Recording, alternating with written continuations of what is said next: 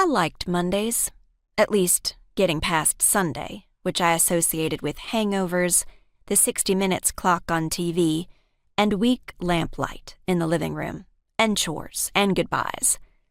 I often worked weekends and odd hours, but the feeling of having a clean slate made me eager for Mondays. I had the radio on as I drove. The AM station run by a teacher at the high school was mostly Steers football coverage, but also the police blotter, the weather, and occasional local stories reported on by him or his students. The Garnet signal had folded years ago, so besides checking Nextdoor and Facebook, or the analog version, hitting up the cafe, there was no other place to get local news. My breath caught when I heard that a man died as a result of the house fire Saturday night. He'd succumbed to injuries while being airlifted to San Antonio. I nosed into a parking spot near the office, then checked the sheriff's department page on my phone. No names. Smoke in the air had been part of the sticky feeling I'd carried with me all of Sunday, a lingering sense all was not right.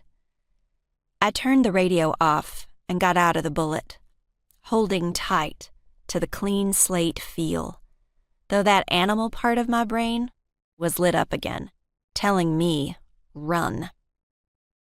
McIntyre Investigations was on the second story of a red brick building right on the square.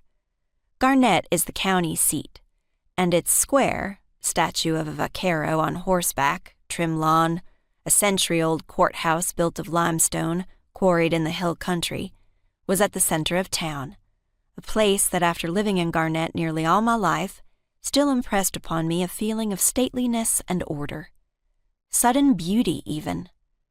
Our office was as old as the courthouse, but was in sad need of a paint job, among other repairs.